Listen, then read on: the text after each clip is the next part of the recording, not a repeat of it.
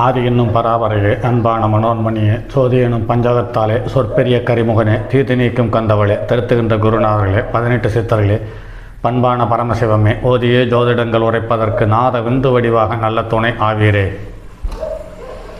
உலகில் உள்ள தமிழ் பேசும் அனைத்து நாள் உள்ளங்களுக்கும் மற்றும் ஜோதிட சான்றோர்களுக்கும் மூத்தோர்களுக்கும் ஜோதிட ஆர்வலர்களுக்கும் மற்றும் இந்த காணொலியை காணும் உங்களுக்கும் ஆஸ்ட்ரோராஜின் இனிய நல்வணக்கங்கள். புலிப்பாணி ஜோதிடம் தாய் மகளேசல் என்ற நூலிலிருந்து தொடர் பதிவுகளாக பாடல்களும் அது சார்ந்த தகவல்களும் என்ற தலைப்பில் காணொலியை கொடுத்து கொண்டு வந்து கொண்டிருக்கிறோம். அதில் இன்று பாடல் எண் 142. இதுவரை நவகிரகங்கள் ஒரு பாவகத்தில் நிற்கும் பொழுது அதனுடைய தசாபுத்தி நடக்கும் காலத்தில் என்ன பலன்கள் நடக்கும் என்ற தகவல்களை பார்த்து வந்தோம்.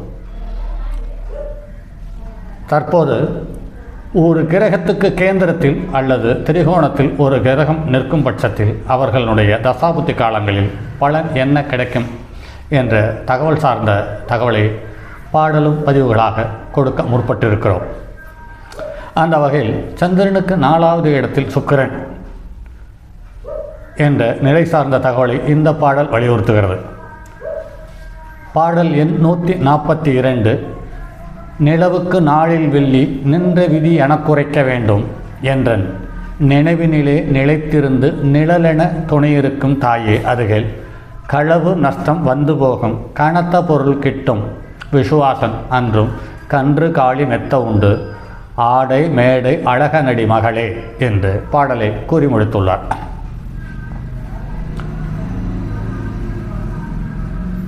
மகள் தாயை பார்த்து சொல்லுகிறாள், என் எண்ணத்தில் நிலை பெற்றிருந்து எனக்கு நிழலை போல் துணையாய் உள்ள தாயே, சந்திரனுக்கு 4ஆம் இடத்தில் சுக்கிரன் நின்று இருப்பதற்கான பலனை எனக்கு எடுத்துரைக்க வேண்டும் என்று மகள் கேட்க தாய் சொல்லுகிறாள், மகளே, ஜாதகனுக்கு திருட்டினாலும் இதர வகையினாலும் சின்ன சின்ன நஷ்டங்கள் வந்து போகலாம். ஆன போதிலும் அவனுக்கு பெருஞ்செல்வம் கிடைக்கும். நம்பிக்கைக்கு உரியவன். மேலும் கால்நடை செல்வங்களை அதிகம் பெற்றிருப்பான். நல்ல ஆடைகள் உண்டு. மேடையில் தோன்றி புகழ் பெறுவான். நல்ல அழகு உடையவன் என்று கூறியுள்ளார். இது ஓரளவு நடைமுறையில் ஒத்துப்போகிறது. இருந்தபோதிலும் இவர்கள் சொந்த ஊரில் தரமான வளர்ச்சியோ செல்வாக்கையோ பெறுவதில்லை என்பது நடைமுறையில் காண முடிகிறது.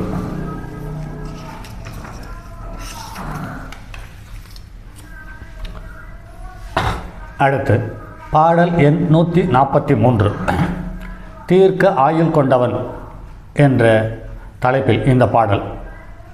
அரசன் 7 சேய் 6 அருக்கன் மைந்தன் 11 ஏற அன்றும் அருக்கன் 3 அறவும் 4 அமர்ந்திருக்க விதி கூறுவாய் தாயே அதுகேள் சரசமொழி மாதலகி ஜென்மனுக்கு சிறை நோயும் அகல நல்ல சதுர்முகனால் அமைந்த விதி ஜன்மன் தீர்க்க ஆயுள் உள்ளன் மகளே என்று பாடலை முடித்துள்ளார். மகள் கூறுகிறார், 7ஆம் இடத்தில் குரு, 6ஆம் இடத்தில் செவ்வாய், 11ஆம் இடத்தில் சனி அமைந்திருக்க சூரியன் 3 ராகு அல்லது கேது 4 நின்று இருந்த என்ன பலன் என்று கூறுவாயாக என்று மகள் தாயை பார்த்து கேட்கிறார். அதற்கு தாய் சொல்லுகிறாள், கொஞ்சலாக பேசக்கூடிய எழிலார்ந்த என் மகளே, இத்தகைய ஜாதக அமைப்பு உடையவனுக்கு சிறைவாசமும் நோயும் ஏற்படலாம். ஆனபோதிலும் அவற்றிலிருந்து விடுபட்டு பிரம்மனின் விதிப்படி தீர்க்க ஆயுள் உண்டாம் என்று கூறியுள்ளார். இது நிறைய அரசியல்வாதிகளுக்கும் நிறைய தொழிலதிபர்களுக்கும் இந்த அமைப்பு இருக்கிறது நடைமுறையில் காண முடிகிறது. இது அப்படியே நடைமுறைக்கு ஒத்துப்போகிறது என்பது ஏற்றுக்கொள்ளக்கூடிய ஒன்றாகும். அடுத்து ஆயுள் அளவு சார்ந்த தகவலை இந்த பாடல் வலியுறுத்துகிறது. பாடல் எண் 144.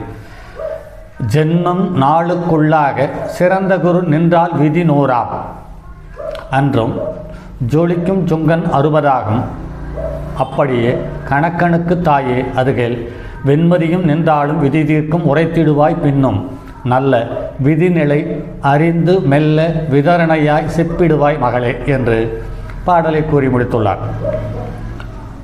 மகள் தாயிடம் கூறுகிறாள், தாயே, லக்கணத்துக்கு முதல் 4 ஸ்தானங்களில் குரு அமர்ந்திருந்தால் ஜாதகனுக்கு ஆயுள் 100 ஆண்டுகள். சுக்கிரன் இவ்விதம் அமர்ந்திருந்தால் 60 ஆண்டுகள். புதனுக்கும் இதே 60 ஆண்டுகள் தான். தாய் மகளை பார்த்து சொல்லுகிறாள், மகளே, லக்கினத்திலிருந்து முதல் 4 வீடுகளுக்குள் சந்திரன் என்றிருந்தாலும் தீர்க்காயிலே என்று கூறியுள்ளார். இவை பொது பலன்கள் தான். ஆயுள் பாவம் பற்றிய இதர விதிகளையும் ஆராய்ந்து அறிந்து பெண்ணே ஆயுட்பலனை எடுத்துரைக்க வேண்டும்.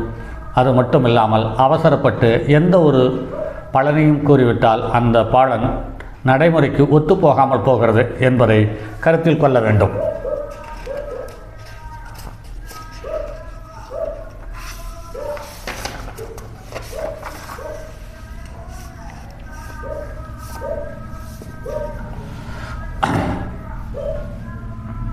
அடுத்து பாடல் எண் 145 ஆயுதத்தால் ஆயுள் முடிவு. அஷ்டமத்தோன் சேய்கூடி 6-8 வியத்தில் நின்ற விதியை முன்னால் அயன் விதியை புவியோர்க்கு அன்பாக எடுத்துரைப்பாய் தாயே அதுகேள். பொட்டெனவே எதிரி எம்பால் போய்மடிவான் ஜென்மனவன் வினையாள். அன்றும் பொன்னவன் வலுத்தோங்க பாலகனுக்கு விதியுரைப்பாய் மகளே என்று கூறியுள்ளார். மகள் தாயை பார்த்து கேட்கிறாள், தாயே, 8 குடையவனும் செவ்வாயும் இணைந்து 6, 8, 12 ஸ்தானங்களில் நின்றிருந்தால் பிரம்மன் விதித்த விதி என்னவென்று எடுத்துரைப்பாயாக என்று கூற தாய் மகளை பார்த்து கூறுகிறாள், மகளே, இந்த அமைப்பு உடையவன் பகைவனின் அன்புக்கு இரையாகி மரணமடைவான். குரு பார்வை மேற்சொன்ன கிரக அமைப்புக்கு வலிமையாக இருக்குமானால் ஜாதகன் அற்பாயுளில் மடிய மாட்டான். ஆயுள் பலம் உண்டு என்று கூறுவாயே என்று கூறி முடிக்கிறார். இப்படிப்பட்ட ஜாதக அமைப்பு இதில் சொன்ன பலன்கள் அப்படியே ஒரு ஜாதகங்களுக்கு பொருந்தி போயிருக்கிறது என்பதை ஏற்றுக்கொள்ளக்கூடிய ஒன்றாக இருக்கிறது. அடுத்து பாடல் எண் 146 பாக்கியவான் பார்வேந்தர் சேவை என்ற தலைப்பில் பரிக்குவையின் சுகத்தில் ஏற பாலன் பெற தேசம் வாசன் பிணியான் அன்றும் பாக்கியவான் தர்மமுள்ளோன் சுகத்தன் என்றோ தெளிந்தே நடித்தாயே அதுகள் பதியை 3 கோளும் நோக்க பாலனுக்கு யோக விதி தீர்க்கம் கூறும் பார்மன்னர் சேவையுள்ளோன் பைங்கிளியே சிப்பிடுவாய் மகளே என்று பாடலை முடித்துள்ளார். மகள் தாயை பார்த்து கேட்கிறார், தாயே, லக்கினத்திற்கு 12ஆம் வீட்டு அதிபதி 4ஆம் வீட்டில் அமர்ந்திருந்தால் ஜாதகன் அந்நிய தேசத்தில் வசிப்பான். நோயாளி, பாக்கியங்களுடையவன், அறச்சிந்தையுடையவன், சுகவாசி என்று நான் உணர்ந்து கொண்டேன். தாய் கூறுகிறாள், பைங்கிளி போல் பேசுகின்ற என் மகளே, லக்கினத்தை பகைவர் அல்லாத 3 கோட்கள் பார்வையிட்டிருந்தால் ஜாதகனுக்கு அதிர்ஷ்டம் உண்டு, ஆயுள் பலம் உண்டு, அரசு பணி செய்வான் என்று கூறுகிறார். இது நடைமுறையில் அப்படியே ஒத்துப்போகிறது. அதிலேயும் குரு, சுக்கிரன், புதன்